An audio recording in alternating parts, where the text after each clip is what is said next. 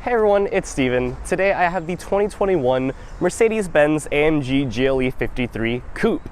So this coupe is the coupified version of the popular mid-size SUV from Mercedes, the GLE class, and this is also the high-performance variant, the AMG GLE.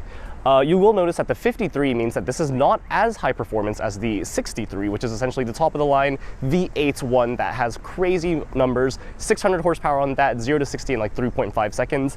This one is not quite as fast, but also significantly cheaper.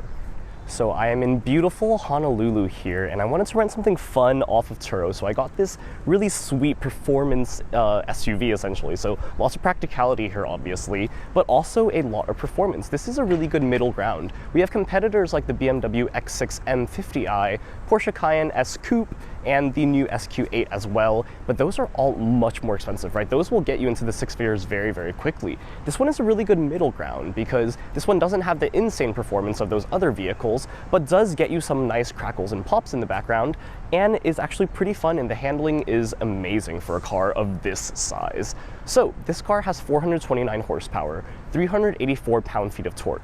Those aren't the craziest numbers, but of course those definitely blow away things that are not in the performance SUV segment.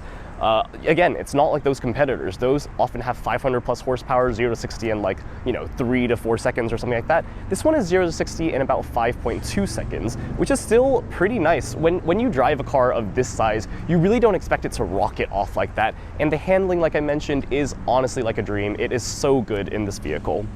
The 2021 AMG GLE 53 Coupe starts at $77,550. This is $4,000 more than the non-coupe version, so you are really paying a premium price for actually less cargo space, but that nice sporty styling. You've got that sloped roofline in the back that is very, very popular, and honestly, I think this looks way better and way sportier than the normal GLE 53. Of course, though, with options, this price can really quickly skyrocket. This one, as tested, is $92,000. That is quite expensive for this, and puts it into the territory of some of those other really high-performance variants. But of course, as typical with Mercedes, you get some really nice luxury, and also, this gorgeous styling. Right? I really think this is one of the best looking vehicles, if not the best, in the segment.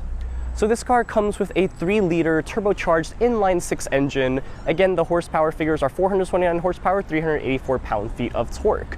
It comes with a 9-speed automatic transmission, shifts very, very quickly, really like that part. And also, of course, Mercedes' standard 4MATIC all-wheel drive system keeps this very firmly planted and really gives you those awesome handling dynamics that I keep referencing. And finally, fuel economy figures are honestly pretty average in this class. You've got 18 city, 23 highway for a combined 20 miles per gallon. All right, let's talk about this gorgeous front grille. This is honestly my favorite part of AMG products in general, is this beautiful Panamericana grille. I really think it's so iconic and looks fantastic. You've got the AMG logo in there as usual. And of course, these vertical slats look much more aggressive than the normal horizontal slats on the everyday Mercedes-Benz products that you see, not the AMG ones. Otherwise, you've got some really cool vents across the entire front, some real, some fake, kind of a mixture of it, but honestly, at the end of the day, this looks very, very aggressive. This one also has the AMG night package, so you've got some more blacked out stuff. As you can see, this exterior is Mercedes jet black metallic color, looks really gorgeous in the very powerful Hawaiian sunshine we have here. And you've also got black mirror caps and some blacked out grille products as well, so this is going to look very aggressive. This car is black on black, the interior is also black, and I don't really love that honestly, but I will say this gives it a very fierce, aggressive look and stance. And honestly, these proportions are just very attractive, and I think people who are looking for a sporty and luxurious car are really going to be attracted to just the looks of this car, right? Going along the side of this car, you also have these gorgeous 21-inch wheels. These are the standard wheels here, and they are this nice AMG 5-spoke design. They are also blacked out on the inside of them as well, and you can kind of see that they are just, in general, a good-looking wheel design. You do have some AMG brakes as well, but notice that they aren't painted red. I think that's one thing that really disappointed me, is that getting red brake calipers on this is actually a $500 option, and you can see that this tester doesn't have that. I really think the red would have popped really nicely with the full black design, but you know, depending on what you want, it does save you $500. I also did want to mention that these headlights are very, very gorgeous. You do have these really nice multi-beam LEDs, and it does a really cool dance if you turn them on, essentially. And I can show you guys right here. You have this awesome little dance that kind of does all this crazy light trick, light show stuff. And I really like that. Every single time the car starts up, that makes me smile. Going into the side profile of this vehicle, you have the Turbo 4MATIC Plus badging that signifies that this is, again, an AMG product. You also have some nice running boards on this one that is an additional cost, but I think makes it a lot easier to get into this very high vehicle. This actually is lowered half an inch compared to the normal GLE, so actually this is actually going to be a little shorter than the normal one. So if you want to go off-roading, I feel like the normal boxy GLE is probably going to be the one that you want to stick with. And this is also 2.4 inches shorter, so you've actually got a little less length as well in the car, and that does cut into the rear legroom a little bit, but really not that much, as I'll show you guys a little bit later. Otherwise, you do have some pretty typical body lines. Of course, that sloped roof line is going to be the most important part of this vehicle. I think it looks fantastic, right? Like, you've got this awesome you know, styling, and once we get into the rear, you'll really see how it's a really cohesive look overall. And I think, you know, the side profile of this car gets a lot of stairs, and I think it's one of the best parts of the vehicle. And now going into the rear, you do have this nice rear spoiler, full LED taillights, and an awesome quad exhaust tip AMG exhaust. This is going to be the $1,250 option for the AMG Performance exhaust, and I want to show you guys what this sounds like.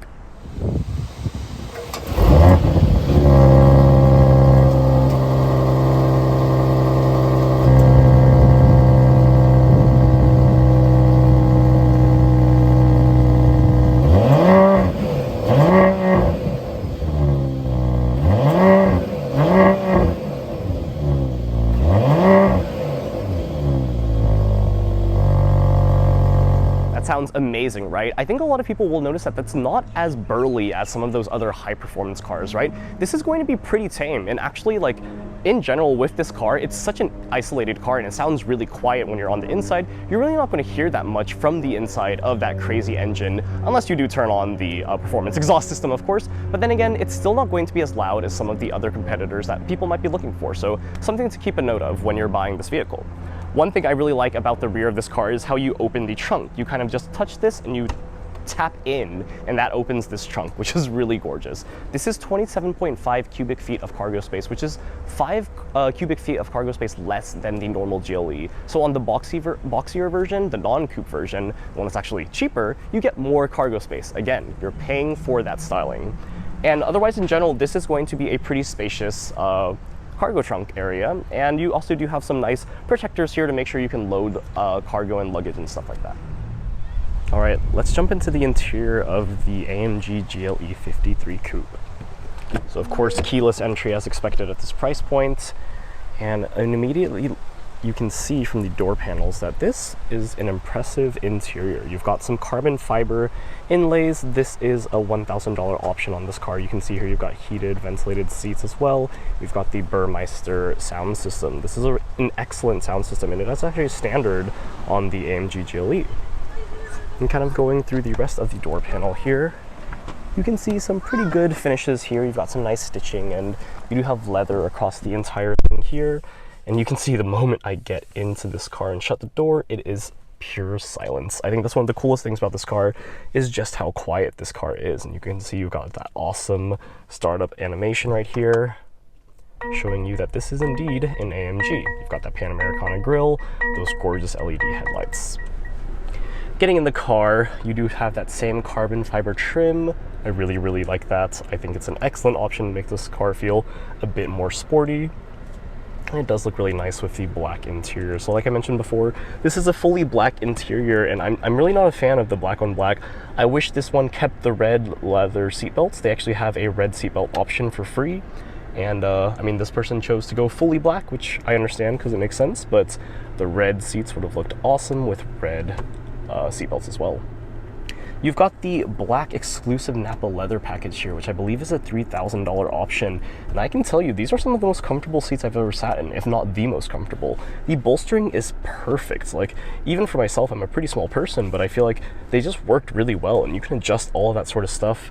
You know, of course, you've got this similar thing here to all other Mercedes products where you can adjust you know, potentially, I don't know how many different ways this is, but it is a lot. And I can tell you that it's pretty hard to find a position to actually get comfortable in just because there are so many different options.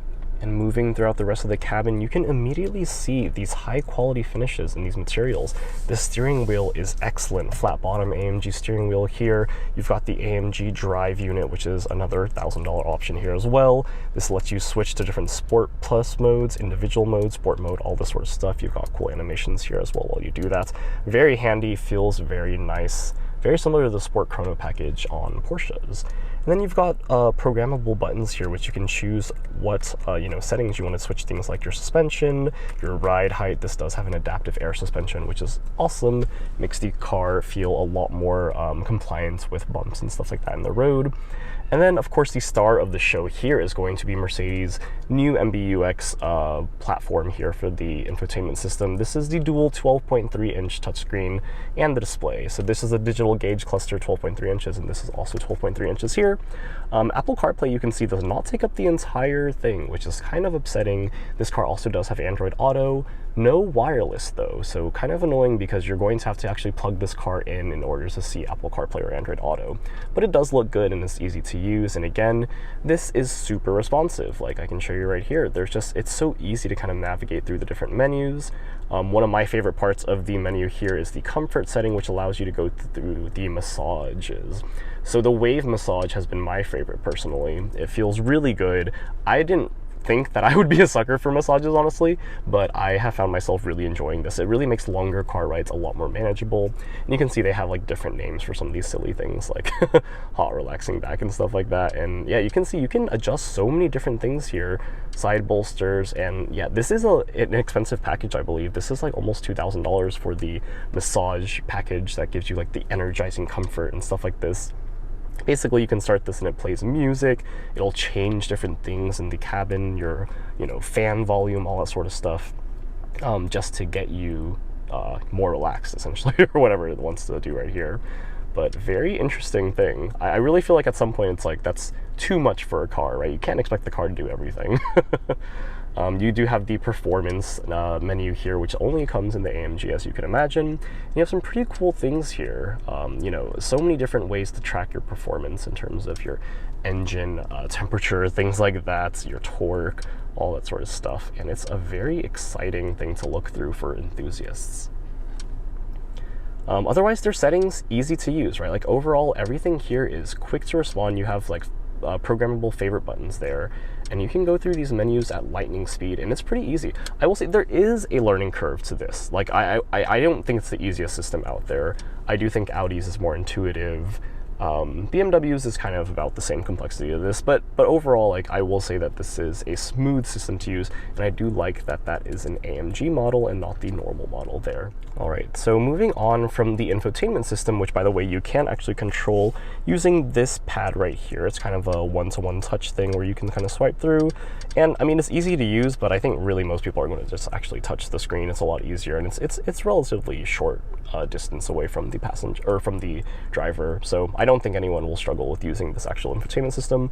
I do assume that Mercedes is going to get rid of this in the future iterations of this product.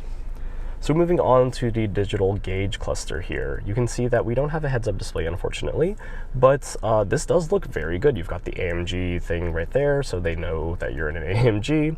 And you can see, you know, at first glance though, I feel like this is a little cluttered. I think that's one of my problems with a lot of these digital gauge clusters is they try to fit a lot of information on it, and a lot of it is very customizable. So using the steering wheel buttons, which at a glance are very confusing, you can see that this left side of the steering wheel controls the digital gauge cluster, whereas the right side controls your infotainment display, the 12.3-inch touchscreen.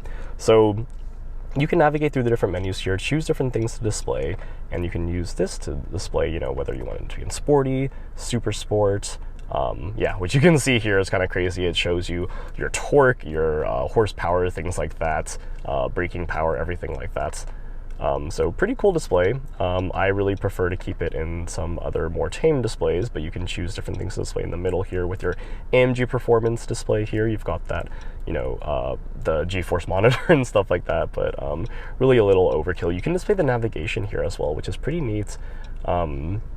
I think, and you can make it go to the full screen display here, which is pretty cool. But again, like this, they don't integrate this as nicely as Audi does with their digital gauge cluster. Their, what do they call it? The virtual gauge cluster or something like that. But overall, I mean, this is still a really nice system, and I really like the amount of customizability you have here. I think this is one of the highlights of the car.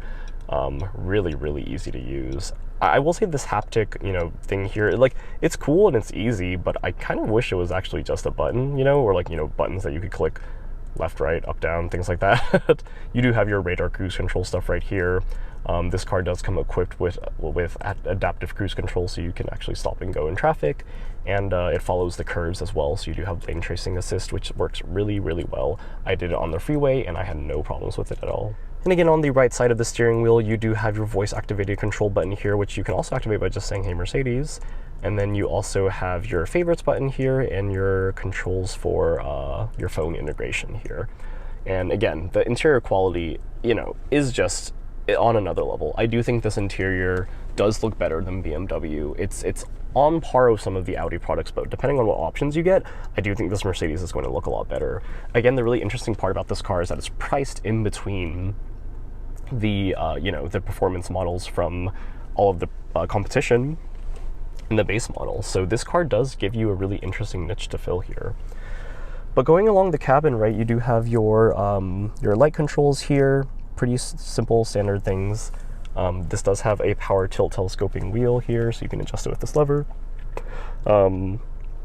And of course the ambient lighting looks really nice, so you can kind of see it right now, but I'll show you what it looks like in the night right here. It looks really, really nice, and you can change it with a lot of different settings. I can show you guys right here. It just, you know, there's a plethora of different settings. I will say that I kind of wish they had some more interesting ones. I really love that Porsche Taycan review, which you can check out here, how they do a dynamic ambient lighting depending on the album art. I think that's awesome. But otherwise, you know, this ambient lighting is fantastic.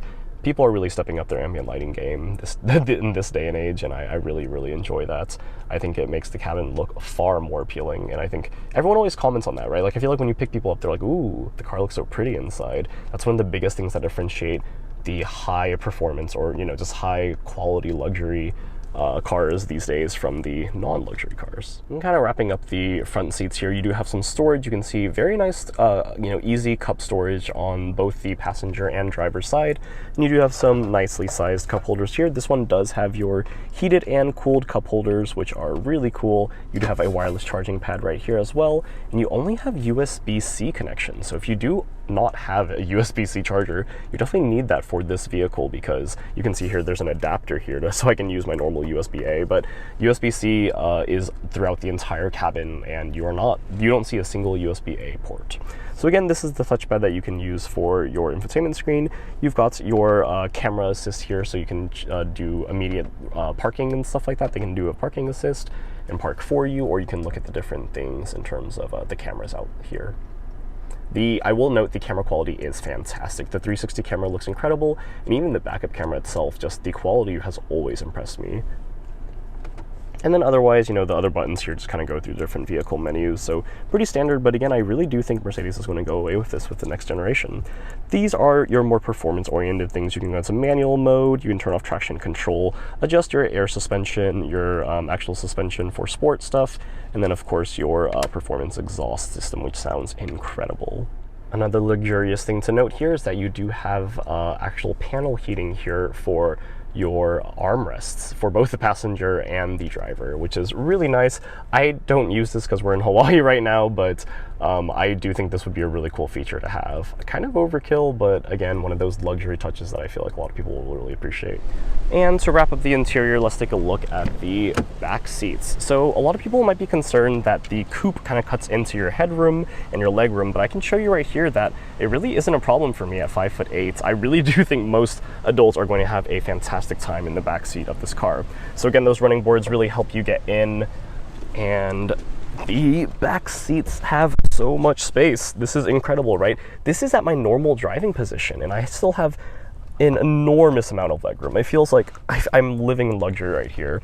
You'd also have a Pano sunroof. I don't have it fully opened right here, but of course it would look incredible And you do have some more storage compartments here. These look a little, you know, not nice, but, you know, I would expect some sort of digital display back here preferably. But you do have some more USB-C ports back here for your rear passengers. Again, you can kind of see the ambient lighting here now. This looks really, really nice. And these seats are really well appointed. You do also, of course, have cup holders here, very standard things right here. But yeah, I love these seats. I mean, this is an incredibly comfortable vehicle to be in.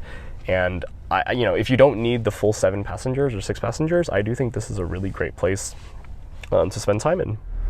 All right, I wanted to kick off the driving impressions portion of this review with doing what everyone cares about. Obviously doing a fun throttle response there, so couldn't really go more than 35 miles per hour there, but hopefully you heard a little bit of the crackles and pops in the background. This car sounds amazing once you put it in Sport Plus mode, and I think a lot of people will definitely like that. 0 to 60 in 5.2, it's really not the fastest thing in a straight line, but that was actually a bit of a curved launch there, and, you know, easy handling. I mean, it just feels so deft, and, you know, I just, no problems with winding this around winding streets. One thing I wanted to talk about during this driving portion is the different drive modes you have. So you have Comfort, Sport, and Sport Plus, pretty standard. You do also have like Trail and Slippery and stuff like that, but that's mainly for those you know, off-road different types of driving. But in terms of actually what drive mode most people will keep it on during city driving, I actually found myself sitting in Sport, not Sport Plus or Comfort. I feel like that's kind of unique, because in most cars I go for Sport Plus immediately, and I'm really excited to, you know, hear all those crackles and pops and stuff like that. But for this car, Sport Plus really firms up the suspension and makes it a little bit too harsh in my opinion. So, or at least for city driving, if you have a lot of potholes and stuff like that. Here in Hawaii, I feel like the roads are actually really nice, so I didn't have an issue with that, but I can imagine in some other places it might be harder. Comfort is very comfortable, super quiet. The engine is so tame. With that 48-volt mild hybrid system, it really helps keep throttle response so quiet, and it's so smooth as well. And like I said before, the transmission shifts very, very efficiently. When you put it in sport, though, you do get this really nice blend of still being very comfortable, but you get to hear the engine, you know, roar up a little bit more. In general, in terms of ride quality, this car is pretty compliant in general. You know, it'll go over potholes, even whatever mode you put it in, right? It's a very large SUV. It really can throw its weight around. But it is more firm than some rivals, I think. You know, like if you got the normal GLE, the non-AMG version, it is going to be a lot more of a, you know, plush ride, and you'll really feel like you're kind of on air. The adaptive air suspension on this car does really help to mitigate those issues, but I think in general this might be more firm than some people want, so I definitely recommend test driving this and seeing how you like the driving dynamics. Overall, I mean, I cannot compliment the handling enough, though. That's the thing. This car's handling is such, I mean, it is honestly a phenomenon. Like, it's insane how easy you can throw this car around corners when it's this big, right? That's the thing. It's like, this is a 5,500-pound car, and it's huge. Like, you know, parking it in a lot of these narrow Honolulu parking spots and like these lanes, you can really feel its you know, massive width and length. But I think the really cool part is when you go around a corner, when we were, you know, getting on the coastal sides of things and like, you know, driving along the coast, narrow winding roads, it felt so much, I kind of felt like I was in a Porsche Cayenne. I mean, not really, but not exactly the same thing, but it was really, really nice. And that's one thing that's my favorite part of this car, I think, is just how adept the handling is for how large this vehicle is. So if you guys didn't notice from my interior impressions, the moment I closed the doors to this car, it is dead quiet. I think that's a very impressive thing, and I'm really expected for a luxury brand at this price point, especially at this price point when you're getting a car that's $90,000 here. But I was still super impressed, right? The sound deadening is fantastic. High quality materials all across the cabin. The doors feel so firm. There's no creakiness or rattling or anything like that that you might find in a Tesla or something like that. But really, like, this car, Mercedes does such a great job at really keeping this you know, high quality. You know that the fit and finish on this car is superb. One thing I want to call out are definitely those massaging seats. Those were so comfortable. They really help reduce driving fatigue. I was really impressed by that because, you know, there are lots of long rides on this island, you know, hour-plus rides, and those massaging seats feel so great. And there was a lot of different types of massages, and I really enjoyed using all of them. They were very, very nice. I want to note that this car also does get a lot of stairs and attention. That grille is obviously very bold. You know, I always see people check out the car when I'm driving by and stuff like that. And depending on how you look at it, I think some people will like that. Some people might not want that extra attention. But if you do, I mean, this car is a real looker. I will say though, the black on black, it's really not my favorite look. I really do think there's a lot of other really cool colors out there, like the midnight blue. And I think they have like a green as well that I really like. But you know, depending on what you want, I actually think white looks fantastic on this specific vehicle for the coupe. If you have it in white and you also get the red brake calipers, and you know, depending on what interior you want, it can look very gorgeous on both the outside and the inside. So overall, this car is a really interesting vehicle because I really think it's going to get a lot of buyers simply by the fact that it doesn't have any competition, right? Like the X6 M50i, there's nothing in between there. So that's a really interesting thing, is that this car really fills this niche that is like a kind of high performance vehicle, but really not. Like, you know, this is not supposed to be as expensive or nearly as crazy in terms of the performance that it offers as some of the other vehicles like the Cayenne Coupe, right? So that really gives this car a very specific niche to fill, and I think that gets a lot of buyers to this product rather than one of the competitors. That's pretty much all I wanted to talk through for this review. Thank you guys so much for watching. If you want to check out any of my other videos, you can click in the top left here, and if you want to subscribe, click in the bottom left. I wanted to leave you guys with some awesome shots of us driving the coastal highways of Hawaii. This was a super fun car for that. Very large car, but still a lot of fun in Honolulu here. So again, thanks for watching, and I'll see you guys in the next video. Bye!